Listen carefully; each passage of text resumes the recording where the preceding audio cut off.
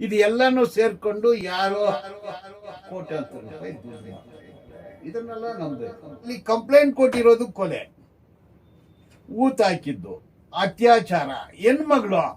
ನೀವು ಅತ್ಯಾಚಾರ ಕೇಸ್ ಹೆಣ್ಣುಮಗಳು ಅಂದ್ರೆ ನೀವು ಪೋಕ್ಸೋ ಆಕ್ಟ್ ಅಲ್ಲಿ ಕೇಸ್ ರಿಜಿಸ್ಟರ್ ಮಾಡಿರ್ಬೇಕು, 376 ರಿಜಿಸ್ಟರ್ ಮಾಡಿರ್ಬೇಕು, 302 ರಿಜಿಸ್ಟರ್ ಮಾಡಿರ್ಬೇಕು, 364A ರಿಜಿಸ್ಟರ್ ಮಾಡಿರ್ಬೇಕು. ಡೆತ್ ಆಗಿದೆ, ವಿತಿನ್ 6 hours ಡಿಸ್ಪೋಸಲ್ ಮಾಡಿದ್ದಾರೆ. ಇದನ್ನೆಲ್ಲದಕ್ಕೂ ಪೋಸ್ಟ್ ಮಾಡಿದ ಡಾಕ್ಟ್ರು ಮಹಾಬಲಪ್ಪ. ಆ ಡಾಕ್ಟ್ರು ಗೌರ್ಮೆಂಟ್ ಡಾಕ್ಟ್ರೇ ಅಲ್ಲ, ಅವ್ರಿಗೆ ಯಾರ ಅಧಿಕಾರ ಕೊಟ್ಟಿತ್ತು?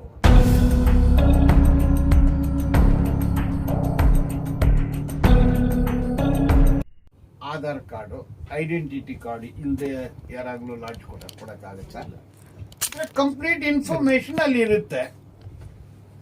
ಅವರು ಸಾಯ್ತಾರೆ, ಯಾಕೆ ಸತ್ರು, ಹೆಂಗ್ ಸತ್ರು, ಆತ್ಮಹತ್ಯೆನ, ಕೊಲೆನ, ಅಥವಾ ಅಪಘಾತನ, ಅದಕ್ಕೆ ಇನ್ಕ್ವೆಸ್ಟ್ ಅಂತಾರೆ. ಅಲೆ CRPC ಅಲ್ಲಿ 174 ಪ್ರೊಸೀಡಿಂಗು, ಕರ್ನಾಟಕದ 2004 ಇನ್ಕ್ವೆಸ್ಟ್ ಪ್ರೊಸೀಡಿಂಗ್ ಅಂತ ಇದೆ. ಒಂದು ಡೆಡ್ ಬಾಡಿನ ಹೆಂಗ್ ಡಿಸ್ಪೋಸಲ್ ಮಾಡಬೇಕು ಅಂದು. ಈಗ 74 ಸಾವುಗಳು, ಇದು ಎಲ್ಲಾನು ಅನ್ಯಾಚುರಲ್ ಡೆತ್, ಸಹಜ ಸಾವು ಅಲ್ಲ. ಇದು ಎಲ್ಲದಕ್ಕೂ ರೆಕಾರ್ಡ್ಸ್ ಇದೆ, ಸತ್ತಿದ್ದಾರೆ, ರೆಕಾರ್ಡ್ಸ್ ಇದೆ. ರೆಕಾರ್ಡ್ಸ್ ಇದ್ರೆ ಒಂದು ಹೆಣ ಬಿದ್ರೆ ಏನ್ ಮಾಡ್ಬೇಕು? ಅದಕ್ಕೆ ರಿಪೋರ್ಟ್ ಇದೆ. ಅದನ್ನ ಎಲ್ಲಿ ಸತ್ರು, ಯಾರು ಸತ್ತವರು, ಯಾರು, ಡೆಡ್ ಬಾಡಿ ಹೇಗಿತ್ತು, ಅದು ರಿಪೋರ್ಟು. ಅದಾದ್ಮೇಲೆ ಬಿ ರಿಪೋರ್ಟ್ ಅಲ್ಲ, ಫಾರ್ಮ್, ಆಮೇಲೆ B ಫಾರ್ಮ್, ಅದನ್ನ ಮ್ಯಾಜಿಸ್ಟ್ರೇಟಿಯಲ್ ಎನ್ಕ್ವೈರಿಗೆ ಕಳಿಸ್ಬೇಕು. ದೆನ್ C ಫಾರ್ಮ್, ಅದು ಡಾಕ್ಟರ್ ಹತ್ರ ಪೋಸ್ಟ್ ಮಾರ್ಟಮ್ಗೆ ಕಳಿಸ್ಬೇಕು. ಇದೆಲ್ಲ ಕಳಿಸಿದ ಮೇಲೆ ಇದೆಲ್ಲಾನು ಡೆಡ್ ಬಾಡಿ ಬಿದ್ದಿತ್ತಲ್ಲ, ವಿಡಿಯೋಗ್ರಫಿ ಮಾಡಬೇಕು, ಫೋಟೋಗ್ರಫಿ ಮಾಡಬೇಕು. ವಿಡಿಯೋಗ್ರಫಿ, ಫೋಟೋಗ್ರಫಿ ಮಾಡಿ ಇದನ್ನ ತಹಸೀಲ್ದಾರ್ಗೆ, ಮ್ಯಾಜಿಸ್ಟ್ರಿಯಲ್ ಎನ್ಕ್ವೈರಿಗೆ ಕಳಿಸ್ಬೇಕು, ಡಾಕ್ಟ್ರಿಗೆ ಕಳಿಸ್ಬೇಕು. ಅದರಲ್ಲಿ ಒಂದು ಫಾರಂ ಇರುತ್ತೆ. ಮತ್ತೆ ಡೆಡ್ ಬಾಡಿನ ಪೇಪರಲ್ಲಿ ಕೊಡಬೇಕು. ಇದೆಲ್ಲ ಆದ್ಮೇಲೆ ಆ ಡೆಡ್ ಬಾಡಿನ ಡಿಸ್ಪೋಸಲ್ ಮಾಡಬೇಕು, ಅದನ್ನು ಫೋಟೋಗ್ರಫಿ ಮಾಡಬೇಕು. ರೆಕಾರ್ಡ್ಸ್, ಪ್ರತಿ ಒಂದಕ್ಕೂ ಬರಿಯಲ್ ಟೈಮ್ ವರೆಗೆ ರೆಕಾರ್ಡ್ಸ್ ಬಿಲ್ಡಪ್ ಮಾಡಬೇಕು. ಈಗ ಡೆತ್ ಆಗಿದೆ, ವಿತಿನ್ 6 hours ಡಿಸ್ಪೋಸಲ್ ಮಾಡಿದ್ದಾರೆ. ಇದನ್ನೆಲ್ಲದಕ್ಕೂ ಪೋಸ್ಟ್ ಮಾಡಿದ ಡಾಕ್ಟ್ರು ಮಹಾಬಲಪ್ಪ. ಆ ಡಾಕ್ಟ್ರು ಗೌರ್ಮೆಂಟ್ ಡಾಕ್ಟ್ರೇ ಅಲ್ಲ, ಅವ್ರಿಗೆ ಯಾರ ಅಧಿಕಾರ ಕೊಟ್ಟಿತ್ತು? ಸೊ ಈಗ 74 ಡೆತ್ಸ್ ಅಂದ್ರೆ 42 ವರ್ಷದಿಂದ ನೋಡಿದ್ರೆ 424 ಸಾವುಗಳು ರಿಪೋರ್ಟೆಡ್, 74 ಸಾವುಗಳು. ಇದ್ರ ಬಗ್ಗೆ ಏನ್ ತನಿಖೆ ಮಾಡಿದ್ದಾರೆ? ಸಿಟ್ ಅನ್ನೋದು ಯಾರಿಗೂ ಗೊತ್ತಿಲ್ಲ. ಸಿಟ್ಟು ರಚನೆ ಮಾಡಿದ್ದು 19/7/2025. ಇದುವರೆಗೆ ಅದ್ರ ಬಗ್ಗೆ ಬಂದಿಲ್ಲ. ಆಯ್ತು, ಈಗ ಸಿಟ್ ಫುಲ್ ಫಾರ್ವರ್ಡ್ ಸಿಟ್, ಅದು ಸಿಟ್ ಇನ್ವೆಸ್ಟಿಗೇಟಿಂಗ್ ಏಜೆನ್ಸಿ. ಈಗ ಯಾರು ಅವನು ಚಿನ್ನಯ್ಯ, ಮುಸ್ಕದಾರಿ, ಭೀಮಾ, ಇವನನ್ನು ಸಿಟ್ಟು IPS ಆಫೀಸರ್ಸು ಸುಮಾರು ಡಿಸ್ಕಷನ್ ಮಾಡಿದ್ದಾರೆ, ಇಂಟ್ರಾಗೇಟ್ ಮಾಡಿದ್ದಾರೆ, ಗ್ರಿಲ್ ಮಾಡಿದ್ದಾರೆ, ಫ್ರೈ ಮಾಡಿದ್ದಾರೆ, ಎಲ್ಲೆಲ್ಲ ಮಾಡಿ 17 ಸ್ಪಾಟ್ಗೆ ಹೋಗ್ತಾರೆ. 15 ಸ್ಪಾಟಲ್ಲಿ ಏನು ಸಿಗೋದಿಲ್ಲ, 2 ಸ್ಪಾಟಲ್ಲಿ ಮಾತ್ರ ಸ್ವಲ್ಪ ಮೂಳೆ ಸಿಗುತ್ತೆ ಅಂತ ಹೇಳ್ತಾರೆ. ಬಟ್ ಇದು 74 ಏನಾಯ್ತು ಅವ್ರು ಹೇಳಲೇಬೇಕಾಗುತ್ತೆ. ಈಗ ಸಿಟ್ನವರು ಎಲ್ಲ ಅಧಿಕಾರ ಇಟ್ಕೊಂಡು ಶುರು ಮಾಡಿದ್ರು. ಎಕ್ಸ್ಕವೇಷನ್, ಎಕ್ಸ್ಯೂಮೇಷನ್ ಎಲ್ಲಾನು ಆಯ್ತು. ಇದು ಕರೆಕ್ಟ್ ಆಗಿ ಹೋಗ್ತಾ ಇದೆ ಅಂದ್ಕೊಂಡಿವಿ ನಾವು. ಅದು ಯಾವತ್ತು 23/8 ಕೆಲವು ಸೆಕ್ಷನ್ಸ್ ಎಲ್ಲ ಅಳವಡಿಸ್ತಾರೆ. ಅದು ಅಧಿಕಾರ ನ್ಯಾಯಾಧೀಶರಿಗಿರೋದು, ಇವ್ರಿಗೆ ಅಧಿಕಾರನೇ ಇಲ್ಲ. ಅಳವಡಿಸಿ ಇನ್ವೆಸ್ಟಿಗೇಷನ್ ಡಿರೈಲ್ ಆಯ್ತು. ಅಂದ್ರೆ ಯಾರು ವಿಸಿಲ್ ಬ್ಲೋವರ್ಸು ಅವ್ರನ್ನ ಆರೋಪಿ ಮಾಡಿದ್ರು. ಮೈ ಪಾಯಿಂಟ್ ಹಿಯರ್ ಈಸ್, ಈಗ ಅವನು ಒಂದು ಕಂಪ್ಲೇಂಟ್ ಕೊಟ್ಟಿದ್ದಾನೆ. ಕಂಪ್ಲೇಂಟ್ ಅಲ್ಲಿ ಕ್ಲಿಯರ್ ಆಗಿ ಏನೇನಾಗಿದೆ ಅಂತ ಹೇಳ್ತಾನೆ. ಅದ್ರ ಬಗ್ಗೆ ತನಿಖೆ ಏನಾಯ್ತು? 15 ವಯಸ್ಸು ಹುಡುಗಿ, 17 ವಯಸ್ಸು ಹುಡುಗಿ, 20 ವಯಸ್ಸು ಹುಡುಗಿ, ಅವಳು ಯೂನಿಫಾರ್ಮ್ ಅಲ್ಲಿ ಇದ್ಲು, ಅವಳು ಅಂಡರ್ ಗಾರ್ಮೆಂಟ್ ಇಲ್ಲ, ಚಡ್ಡಿ ಇಲ್ಲ, ಒಳ ಉಡುಪು ಇಲ್ಲ, ರಕ್ತ ಸುರಿತಿತ್ತು. ಇದು ಕೆಲವ್ರಿಗೆ ಆಸಿಡ್ ಹಾಕಿ ಸುಟ್ಟಿದ್ರು, ಡೀಸೆಲ್ ಹಾಕಿ ಸುಟ್ಟಿದ್ರು. ಇದನ್ನ ನನಗೆ ಡೆಡ್ ಬಾಡಿನ ಬರಿಯಲ್ ಮಾಡಕ್ಕೆ ಮಾತ್ರ ನನ್ನನ್ನು ಉಪಯೋಗ ಮಾಡಿಕೊಂಡ್ರು. ಇದೆಲ್ಲ ವಿಷಯಗಳು ಹೇಳ್ದ. ಈಗ ಇವನ ಹತ್ರ ಡೆಡ್ ಬಾಡಿ ಕೊಟ್ಟಿದ್ ಯಾರ್ದು ಡೆಡ್ ಬಾಡಿ, ಎಲ್ಲಿಂದ ಬಂತು, ಆ ಡೆಡ್ ಬಾಡಿನ ಇವನು ಯಾಕೆ ಊತಾಕ್ಬೇಕು? ಇವನು ಇದೆಲ್ಲ ಪೊಲೀಸರ ಕೆಲಸ. ಈಗ ಇವನ್ ಯಾರು ಎಂಪ್ಲಾಯಿ? ಇವನ್ ಪೊಲೀಸಲ್ಲಿ ಕೆಲಸ ಮಾಡ್ತಾನ, ಮುನ್ಸಿಪಾಲಿಟಿನಲ್ಲಿ ಕೆಲಸ ಮಾಡ್ತಾನ? ಇದನ್ನು ಊತಾಕ್ದ ಅಂದ್ರೆ ಪೊಲೀಸರು ಅವನ್ನ ತನಿಖೆ ಮಾಡಿದ್ದಾರೆ, ಎಕ್ಸ್ಕವೇಷನ್ ಮಾಡಿದ್ದಾರೆ, ಕೆಲವು ಕಡೆ ಮೂಳೆಗಳು ಸಿಗಿದೆ. ಇವನಿಗೆ ಬರಿಯಲ್ ಮಾಡಕ್ಕೆ ಈ ಕೆಲಸ ಕೊಟ್ಟವನು ಯಾರು? ಅವ್ರನ್ನ ಯಾಕೆ ಕರೆದಿಲ್ಲ ಇವರು? ಅವ್ರನ್ನ ಕರೆದಿಲ್ಲ. ಈಗ ಉಲ್ಟಾ ಸೀದಾ ಆಯ್ತು, ಸೀದಾ ಉಲ್ಟಾ ಆಯ್ತು. ನೋಟಿಸ್ ಕೊಡ್ತಾರೆ, ಇವ್ರನ್ನೇ ಆರೋಪಿ ಮಾಡ್ತಾರೆ. ಕೆಲವರು ಡೆಲ್ಲಿಗೆ ಹೋಗ್ತಾರೆ, ಹೋಮ್ ಮಿನಿಸ್ಟರ್ನ ಮೀಟ್ ಮಾಡಿ NIA ತನಿಖೆ ಮಾಡಿ ಅಂದ್ರು, CBI ತನಿಖೆ ಅಂತ ಹೇಳಿದ್ರು. ಬೆಂಗಳೂರಿಂದ 500 ಕಾರ್ ಹೋಯ್ತು, 600 ಕಾರ್ ಹೋಯ್ತು. ಬೇರೆ ಬೇರೆ ಕಡೆಯಿಂದ ಮೆರವಣಿಗೆ ಆಯ್ತು. ಈ ಕಾರು, ಟಾರು, ಲಾರು ಇದೆಲ್ಲ ಏನಕ್ಕೆ ಮಾಡಿದ್ರು ಇವರು? ಅವ್ರದ್ದು ಯಾಕೆ ಇನ್ನೊಂದ್ ಕಡೆ ಒಂದು ಗ್ಯಾಂಗು, ಇದು ಪುಣ್ಯ ಭೂಮಿ, ಇದು ದೇವರ ಜಾಗ, ದೇವರ ಭೂಮಿನೆಲ್ಲ ಕೂಡ ಒಂದ್ ಕಡೆ ಆಗ್ತಿತ್ತು. ಕೊನೆಯಲ್ಲಿ 74 ರಿಪೋರ್ಟೆಡ್ ಸಾವು, 424 ಬೇರೆ ಸಾವುಗಳು, ಮತ್ತೆ ಕೊಂದವರು, ನೊಂದವರು, ಕಣ್ಣೀರು ಬಿಟ್ಟವರು, ಇದಕ್ಕೆಲ್ಲ ಏನು ಆನ್ಸರ್ ಇಲ್ಲ. ಹಾಗಂದ್ರೆ ಸಿಟ್ಟು ಏನ್ ಮಾಡ್ತಿದ್ರು ಸರ್? ಇವಾಗ ಒಂದು ಸಾರಿ ಫಾರ್ ಇದು ಮಾಡ್ತೇನೆ, ಏನಪ್ಪಾ ಅಂತಂದ್ರೆ ಈಗ SIT ರಚನೆ ಆದ್ಮೇಲೆ ಎಷ್ಟು ಮೂಳೆಗಳು ಸಿಕ್ಕು ಅಂತ ಏನಾದ್ರು ಮಾಹಿತಿ ಇದೆ ಸರ್? ನೋಡಿ, ಎಷ್ಟು ಮೂಳೆಗಳು ಸಿಕ್ತಂದು ಅವರೇ ಹೇಳ್ಬೇಕು. ಅಧಿಕೃತವಾಗಿ ಏನು ಅಫಿಷಿಯಲ್ ಅವ್ರು ಏನು ಹೇಳಿಲ್ಲ. ಮಾಧ್ಯಮದಲ್ಲಿ ಬಂದಿದ್ದನ್ನು ನೋಡಿದ್ರೆ ಅವರು ರಿಪೋರ್ಟೇ ಕೊಟ್ಟಿಲ್ಲ. ಆದ್ರೆ ಎಲ್ಲಿಂದ ಗೊತ್ತಾಗುತ್ತೆ ಅಂದ್ರೆ 9 ಸೆಕ್ಷನ್ ಅಳವಡಿಸಿದ್ರು. ಆ ಸೆಕ್ಷನ್ ಹೆಂಗಿದೆ ಅಂದ್ರೆ, ಈ ಯಾರು ವಿಸಿಲ್ ಬ್ಲೋವರ್ಸ್ ಅವ್ರ ಮೇಲೆನೆ ಆ ಸೆಕ್ಷನ್ಗಳು ಹಾಕಿದೆ. ಆ ಸೆಕ್ಷನ್ ಇವ್ರಿಗೆ ಅಧಿಕಾರ ಇಲ್ಲ, ಅದು ಮ್ಯಾಜಿಸ್ಟ್ರೇಟ್ ಮಾಡಬೇಕು. Section 215 red with section 379 of BNSS. So ಇದು ಯಾಕೆ ಔಟ್ ಆಫ್ ದ ವೇ ಯಾಕೆ ಸಿಟ್ಟು ಹೋಯ್ತು ಅನ್ನೋದು ಕೂಡ ಒಂದು ಪ್ರಶ್ನೆ. ಅಂದ್ರೆ ಏನೇನು ಆರೋಪ ಮಾಡಿದ್ದಾರೆ ಇವ್ರ ಮೇಲೆ? ಎಲ್ಲ ಸುಳ್ಳು ಆರೋಪನ ಕೊಟ್ಟಿದ್ದಾರೆ. ಫೋರ್ಜರಿ ಫಾರ್ ಚೀಟಿಂಗ್, ಪೆರ್ಜುರಿ, ಸುಳ್ಳು ಹೇಳಿದ್ದಾರೆ, ಚೀಟ್ ಮಾಡಕ್ ಸುಳ್ಳು ಹೇಳಿದ್ದಾರೆ, ಮೋಸ ಮಾಡಕ್ ಸುಳ್ಳು ಹೇಳಿದ್ದಾರೆ, ರೆಪ್ಯುಟೇಷನ್ ಹಾಲ್ ಮಾಡಕ್ ಸುಳ್ಳು. ಇದೆಲ್ಲಾನು ಯಾವಾಗ?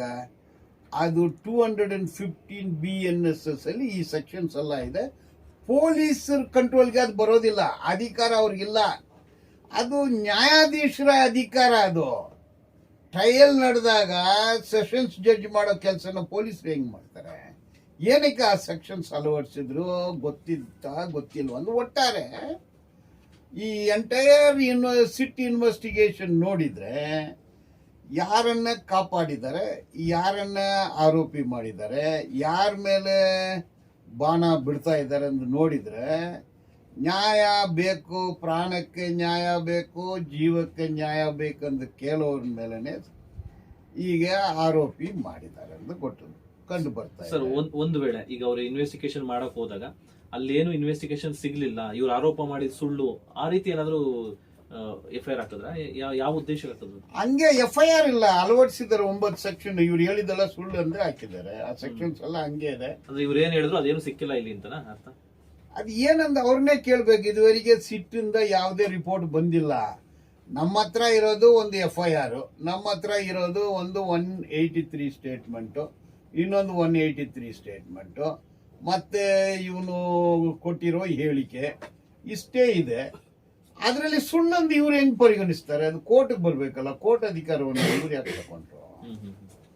ಹಾಗಂದ್ರೆ ಡೈರೆಕ್ಷನ್ ಬೇರೆ ಹೋಗಿದೆ. ಈಗ ಈ 4 ಜನರಿಗೆ ನೋಟಿಸ್ ಕೊಟ್ಟಿದ್ದಾರೆ. ಒಬ್ಬ ವಿಠಲ ಹೆಗ್ಡೆ, ಅವರು ಸೌಜನ್ಯ ಅವರ ಮಾವ, ಇನ್ನೊಬ್ರು ಜಯಂತು, ಇನ್ನೊಬ್ರು ಮಟನ್ ಅವರು, ಇನ್ನೊಬ್ರು ತಿಮ್ರೋಡಿ. ಮಟನ್ ಅವರು ತಿಮ್ರೋಡಿ ಏನು ಎಡಪಂಥಿ ಅಲ್ಲ, ಅವರು ಬಲಪಂಥಿನೇ.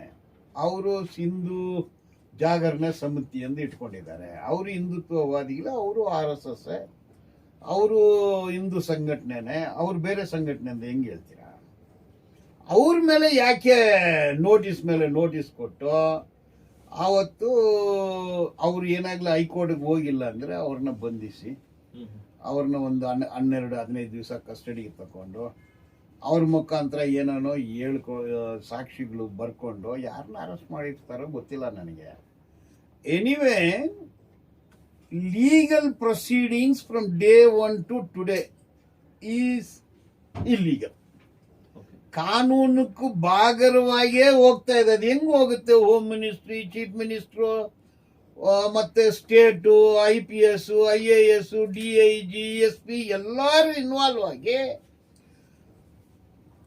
FIR ನೋಂದಣಿ ಮಾಡಿದ್ದು ಕಾನೂನು ಬಾಹಿರ, 183 ಸ್ಟೇಟ್ಮೆಂಟ್ ರೆಕಾರ್ಡ್ ಮಾಡಿದ್ದು ಕಾನೂನು ಬಾಹಿರ, 2ನೇ 183 ಮತ್ತೆ ಅವನ್ನ ಬಂಧಿಸಿದ್ದು, ಮತ್ತೆ ಅವನ್ನ ಪ್ರೊಡ್ಯೂಸ್ ಮಾಡಿದ್ದು, 12 ದಿವಸ ಕಸ್ಟಡಿ ತಗೊಂಡಿದ್ದು ಎಲ್ಲಾನು ಇಲ್ಲೀಗಲ್. ಹಿಂಗಾಯ್ತು ಇದು.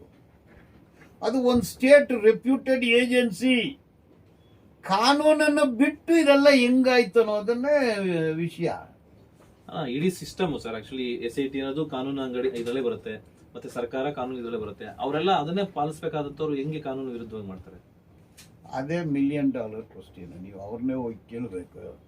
ಬಟ್ ಕೋರ್ಟ್ಗೆ ನಾನು ಹಾಕಿದೆ, ಸ್ವಾಮಿ ಇದಕ್ಕೆ ನಾನು ಹೇಳಿದ್ರೆ ಇದು ನೋಂದಣಿ ಮಾಡಿದ್ದು ತಪ್ಪು, ಈ ಸೆಕ್ಷನ್ ಅಳವಡಿಸಿದ್ದು ತಪ್ಪು, FIR ಮಾಡಿದ್ದು ತಪ್ಪಾಗಿದೆ, ಇದು ನ್ಯಾಯಾಧೀಶರ ಹತ್ರ ಆದೇಶ ತಗೊಂಡಿದ್ದು ಸರಿಯಲ್ಲ, ಈ ಸೆಕ್ಷನ್ಗಳನ್ನ ಅಳವಡಿಸಿದ್ದು ಸರಿಯಲ್ಲ, ಸೆಕೆಂಡ್ ಸ್ಟೇಟ್ಮೆಂಟ್ ತಪ್ಪೊಪ್ಪಿಗೆ ಸ್ಟೇಟ್ಮೆಂಟ್ ಹೆಂಗ್ ತಗೊಳ್ತಾರೆ, 2 ಹೆಂಗ್ ಬರುತ್ತೆ? ಜಡ್ಜನ ಅವ್ರನ್ನ ಕೇಳಿದ್ ಹೆಂಗ್ ಬರುತ್ತೆ ಅಂತ ಕೇಳಿದ್ರಲ್ಲ. ಅದಕ್ಕೆ ಸ್ಟೇಟ್ ಏನು ಹೇಳಿದ್ರು? ಅವ್ರು ಬೇಲ್ ತಗೊಳ್ಳಿ. ಬೇಲ್ ಯಾಕೆ ತಗೋಬೇಕು? ಯಾವ ಸೆಕ್ಷನಲ್ಲಿ ತಗೋಬೇಕು? ಅದು ಇವ್ರು ಯಾಕೆ ತಗೋಬೇಕು? ಇವ್ರಿಗೂ ಕೊಲೆಗಳಿಗೆ ಏನು ಸಂಬಂಧ? ಸೊ ಇದೆಲ್ಲ ಪ್ರಶ್ನೆ. ಅದಕ್ಕೆ ಸ್ಟೇ ಕೊಟ್ಟಿದ್ದಾರೆ. ಈಗ ಏನು ಹೇಳ್ತಾ ಇದ್ದಾರೆ? ಒಂದು ಬ್ರೂಡೆ ಗ್ಯಾಂಗ್ ಅಂದು ಹೇಳ್ತಾರೆ. ನಾನು ಹೇಳ್ತೀನಿ ಇನ್ನೊಂದು ರೋಲ್ ಕಾಲ್ ಗ್ಯಾಂಗ್. ಇದು ಬ್ರೂಡೆ ಗ್ಯಾಂಗ್ ಅಂದ್ರೆ ಅದು roll call gang. Roll call gang ಏನು ಹೇಳುತ್ತೆ? ಯಾರ ಹತ್ರ ರೋಲ್ ಕಾಲ್ ಮಾಡ್ತಾರೆ? ಬ್ರೂಡೆ ಗ್ಯಾಂಗ್ ಸುಳ್ಳು ಹೇಳಿದ್ರು, ಅವರೇ ಹೋದ್ರು. ಸ್ವಲ್ಪ ಆಗ್ಲೂ ಬುದ್ಧಿ ಇರಬೇಕಲ್ಲ. ಏನಂತ ಕೇಳಿದ್ವಿ ನಾವು?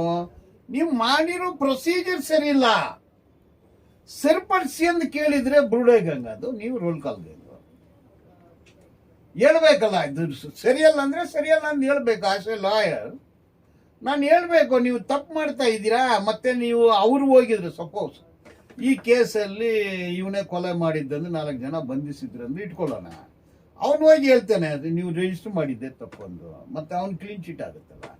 ಯಾರನ್ನ ಕಾಪಾಡಲು ಈ FIR 211A ನೋಡಿ, ಇದು ಗೊತ್ತಾಗ್ಬೇಕು ಎಲ್ರಿಗೂ. ಅಲ್ಲಿ ಕಂಪ್ಲೇಂಟ್ ಕೊಟ್ಟಿರೋದು ಕೊಲೆ, ಊತ ಹಾಕಿದ್ದು, ಅತ್ಯಾಚಾರ, ಹೆಣ್ಮಗಳು.